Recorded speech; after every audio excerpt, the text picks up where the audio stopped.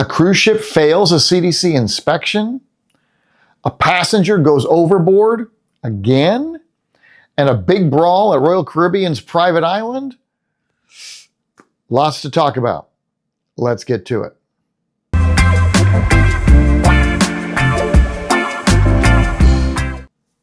Welcome. I'm Sean Whent. I'm your host here at the Whent There Cruising Channel.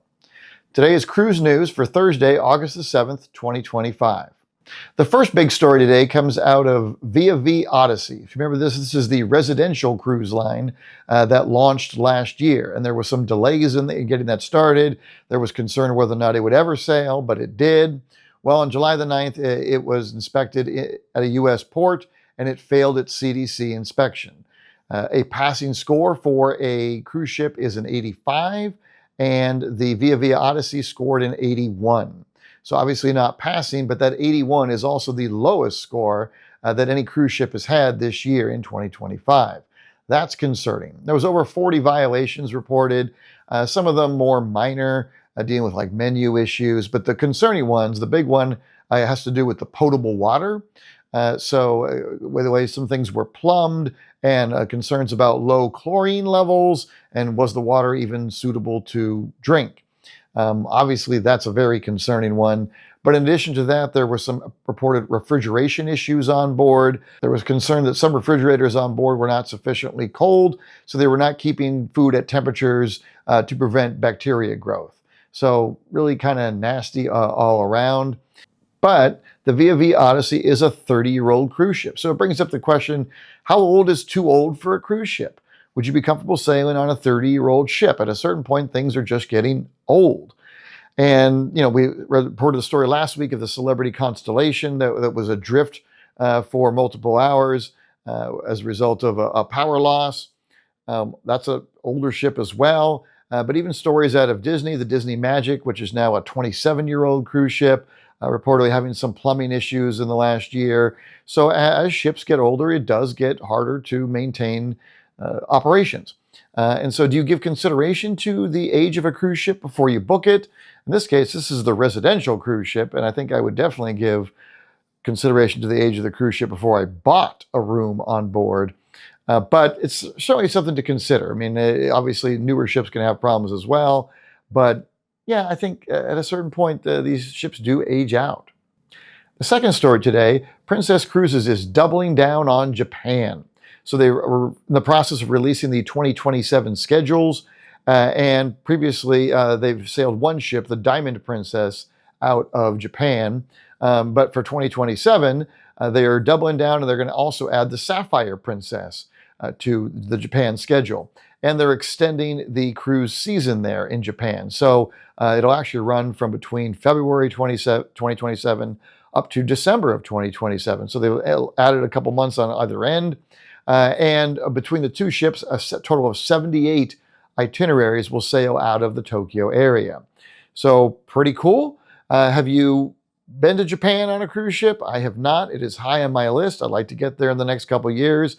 I'd be happy to sail on either one of those ships. I have previously sailed on the Sapphire Princess. It was a great ship. I'd love to get back on board that one. So I'll definitely be checking that one out. The next story today is an overboard story. And I feel like we've had overboard stories recently, but yet another one. This one was actually back on July the 16th, so I'm not sure why the delay in reporting, but this was in Europe. The Aida Nova ship was sailing to Copenhagen, and apparently at about 2 a.m., a person went overboard. So they sounded the alarm, and the crew sprang into action and was able to recover the person safely, so they made it back on board. But it turns out the person was an 18-year-old intoxicated male. So, all right, 18-year-old male, intoxicated male. Apparently he had been joking about potentially jumping overboard earlier in the night, and he went ahead and did it. But unfortunately, that's not the end of the story. So they announced the alarm, or sounded the alarm at 2 o'clock in the morning, waking everybody up across the ship. And then the captain was concerned that maybe potentially somebody else was missing. So he had the entire complement of passengers report to their muster station so they can do an inventory of everybody on board. to make sure that nobody else was missing. And so this apparently took till roughly 4 o'clock in the morning. So how would you feel about getting woken up at 2 o'clock in the morning to an alarm sound, and then being told to go to your muster station so you could be counted, all because some 18-year-old drunk jackass jumped off the side of the ship? I kind of feel like they should have left him to the passengers after and let them address the issue themselves. I'm sure that would probably be a better solution to whatever the cruise line comes up with. But they should bill the guy, right? I mean, I'm sure they had to use extra fuel to, make a loop around to recover him. And, there should be some sort of penalty for that kind of foolishness. Absolutely unacceptable. The next story today comes from MSC Cruises. Were you scheduled to sail on the MSC Maravelia in the winter 2026-2027 season out of New York? If you were, you're not anymore. It's been canceled.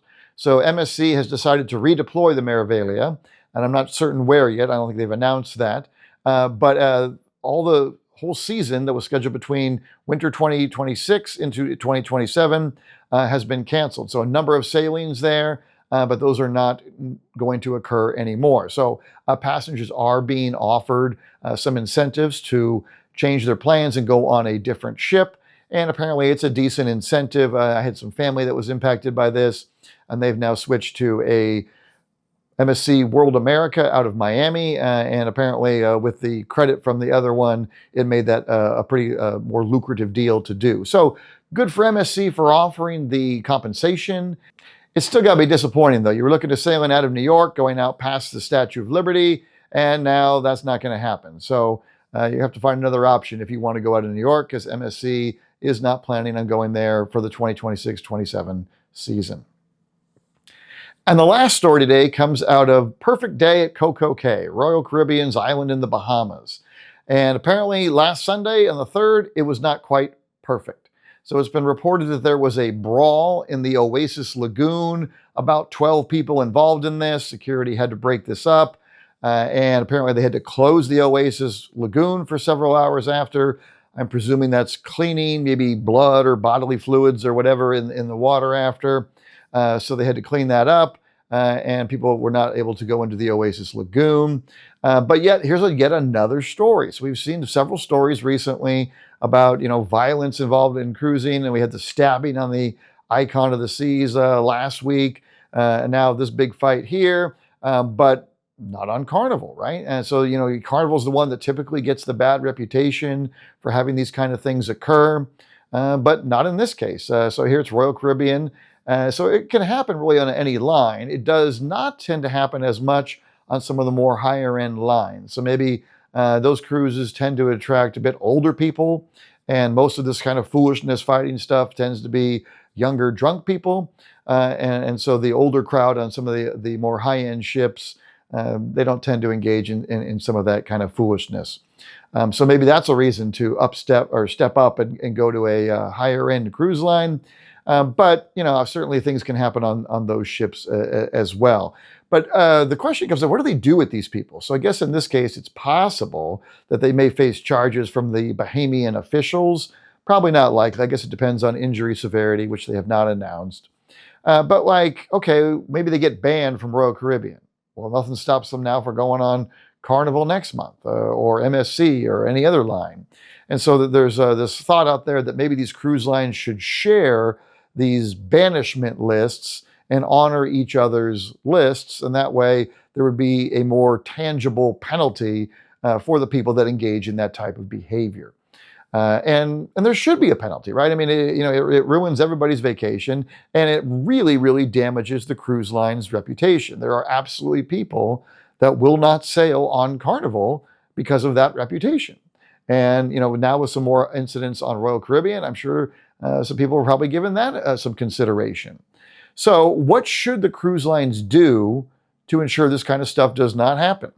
Right? Should they have additional security? Should there be fines involved if this happens? Should they literally kick the people off at the next port?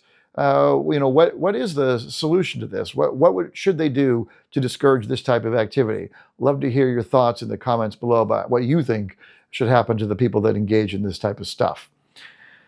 Wow, that's a lot of news for today on a Thursday, but wanted to get you caught up. Hopefully you found the video useful. If you did, please like the video. And if you like cruise content, please subscribe. We want to be your source for cruise content. Until we see you next time, we do wish you smooth sailing. Take care.